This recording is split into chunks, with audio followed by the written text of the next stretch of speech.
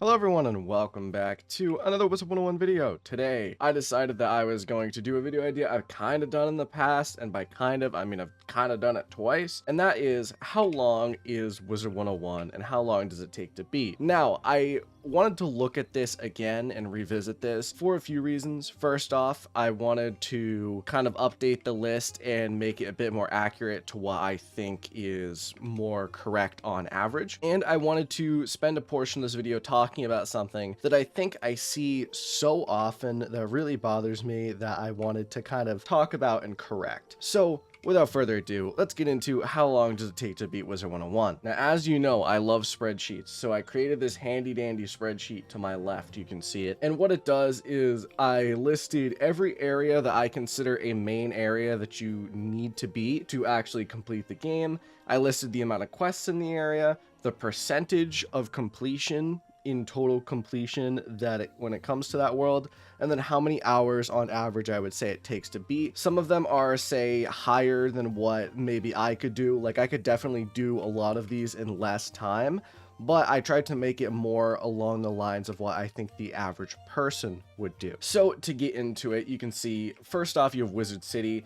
Wizard City has 39 quests, and yes, this is after the quest change update. I looked at the quests, and I believe it is the exact same amount again, and it takes about 2 hours to beat. But the fun fact, and what I wanted to illustrate in this video, was what percent completion each world is. So how I did this was I took the total amount of quests that are in it, and then took the percentage from each world of how much you finished by the end of it. So for example, Wizard City, you've only completed 2% of what this game has to offer just from the first world. So I found that to be kind of interesting, and it was really the main reason why I made this video to begin with. Next up, you have Krokotopia, which has 65 quests, a marked increase from Wizard City. After about 3.5 hours of questing, you'll have about 5% completion of the game. Marleybone's next with 50 quests. It is a bit shorter than Krokotopia, and after about 2.5 hours, and this was about the average I found, I've personally beat Marleybone in about an hour and a half, but I know some people it takes a little bit longer, like 3 to 4 hours, so I just kind of averaged it in the middle at 2.5. After those 2.5 hours, it's at 8%. And next, I just listed Mount Olympus just for the sake of kind of knowing. It's only 5 quests, Mount Olympus, but it does take about an hour to beat. You're still at 8% completion after beating it, but you know, you spent another hour getting the Sky and Hasta. Mushu is 88 quests after about 6 hours, I would say. Now, this one can go wildly in various different directions. I personally find that Mushu only takes me 4 to 5 hours to beat, but I know some people it takes a lot longer. It takes anywhere from like 8 to 10. And I think the main difference is how efficient you are with your marks and how efficient you use them, because a lot of people's main complaints with the world is the amount of walking, and as long as you know where to mark and you have good marking skills, you'll easily be able to get through the world without too many problems. But I know that's not the case for everyone. Some people can't, and that's really the main difference here. So I just kind of put it at 6. That's around the longest it would take me to beat it. I know some people might be a bit longer though. After Mushu, you'll be at 13% completion. And finally, for Arc 1, we have Dragonspire at 106 quests.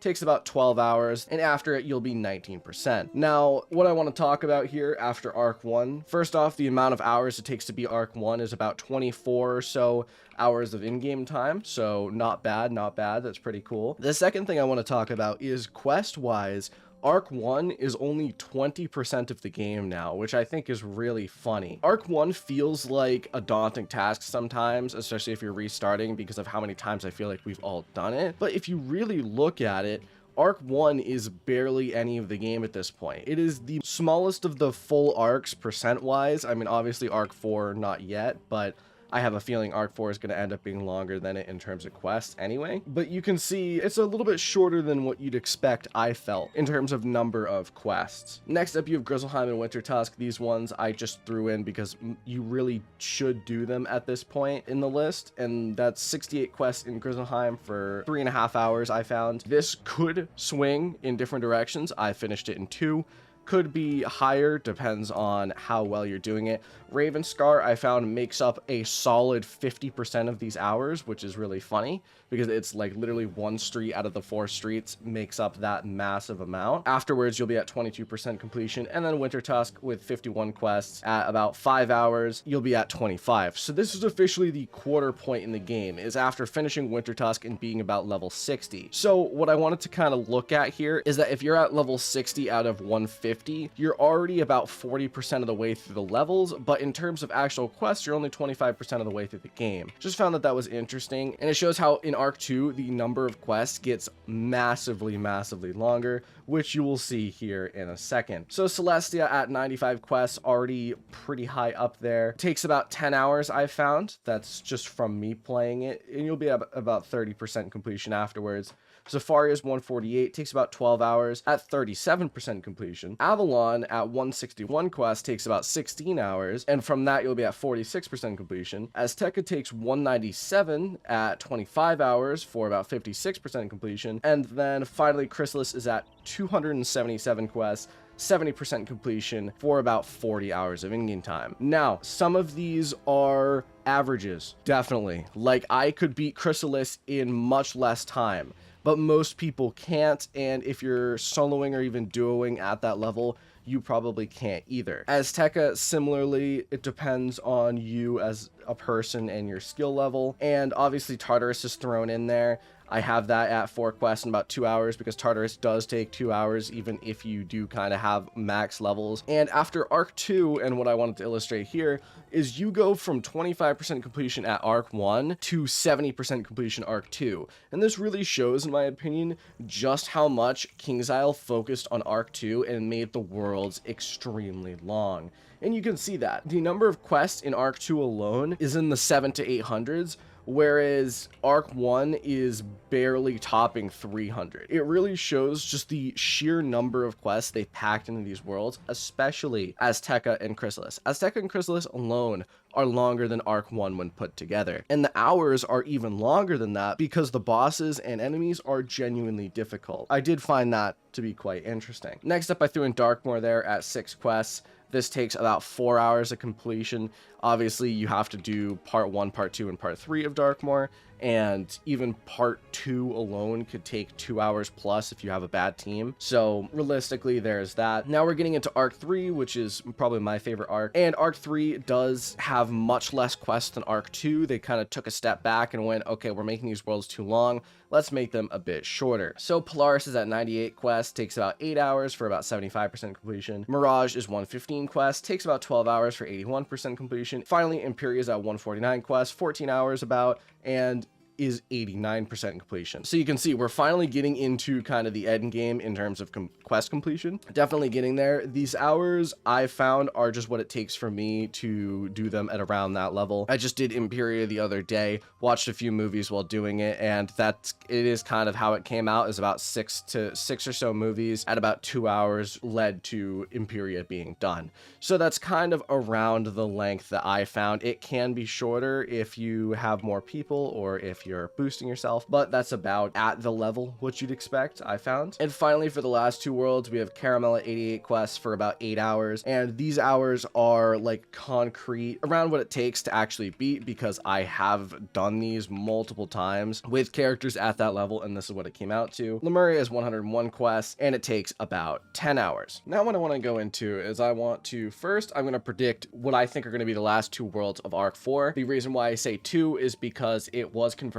by a KI dev that they don't plan on setting in stone Arc 4 to be 3 worlds. They said it'll take however long they want, and potentially 3 worlds would be too rushed and 5 worlds would be too long. So my guess is they're going to do a 4-world arc. This is probably going to be about 120 quests for whatever the next world is, and then finally 140 to 150 for the last world. I don't see them going up into the 200 range again, especially after Azteca and Chrysalis. I think a lot of people didn't like those worlds. KI isn't going to want a repeat of that. So what they're going to do is they're probably going to try to keep it on the lower side, and that is what I potentially see around that length. Now we get to see in the future whether that's correct, but that's just what I wanted to go over real quick. Now let's get into the final part of this video, because this video is how much does Wizard101 have to offer? And I gave you Fuck. And I gave you the hours. I gave you the PvE content and how much you can get at probably around 200 hours. 200 hours is a lot of content, but that's not all Wizard101 has to offer.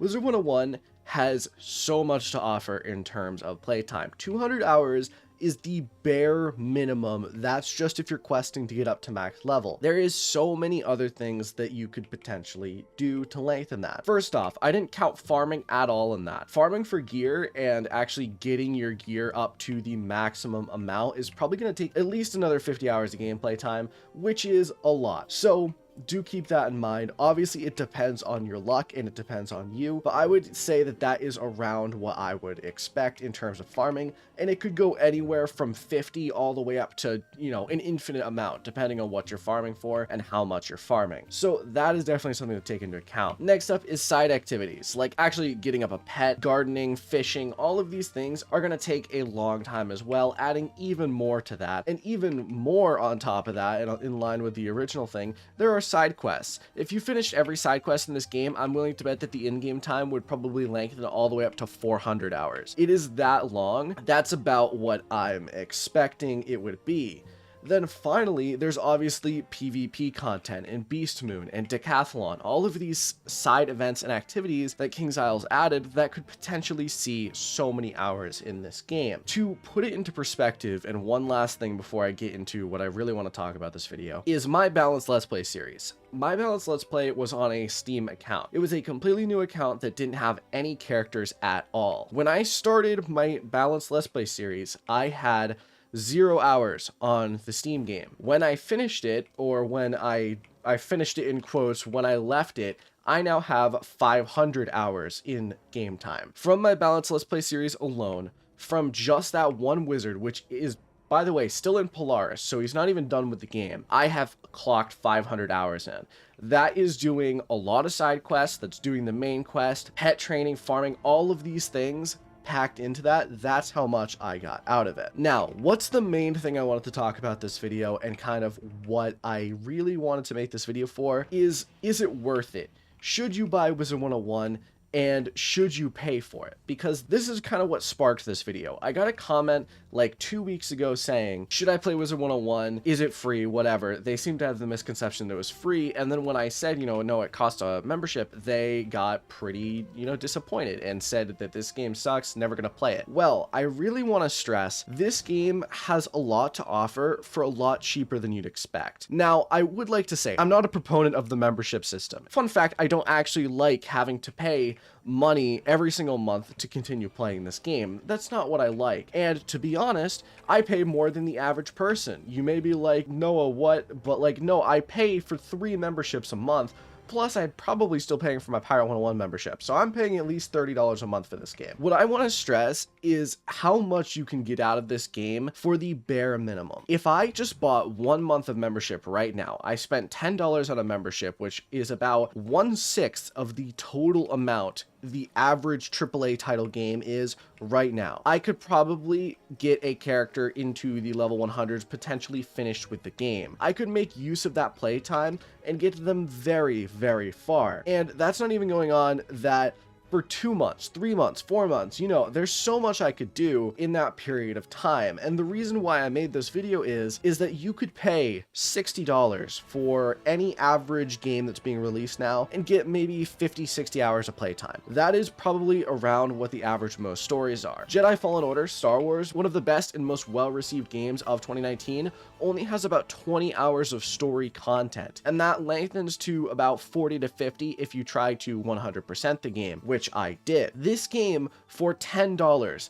I could easily get hundreds of hours out of it just for that month. Now, obviously, the main issue is you're not purchasing it. You're not getting it forever. But that doesn't mean that you can't get a lot out of your money's worth. So this game definitely has value. And to add on top of that, you don't even need to spend money beyond that. I know a lot of people talk about, you know, this game having a lot of pay-to-win features and stuff with packs. You don't need to buy a single pack in this game if you don't want to. If I wanted to, I could spend $10 and that's it. I could finish the game on one account for probably that $10 in that 1 month and not buy a single other thing. And that is what I think makes this game unique and special, is how much I can get out of it for just that little amount. So that's really what I wanted to go over today, and I hope I kind of taught you something and taught you what Wizard 101 has to offer. It has a lot to offer for what it is, I feel, and I think that it will continue on being a decent game for at least a few years before it really truly goes downhill, and before I can stop saying, yes, you should probably spend $10 on a membership and at least try it out. So that's really all I wanted to say today. Let me know what you think in the comments below. Do you agree with me or disagree with me on that last part? And did you find any of this interesting? Because I found it interesting. I like seeing the numbers. The numbers are pretty interesting, and finding out that the game has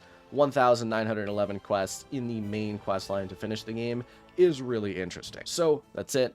Thank you all for watching. I will see you in the next video. Adios.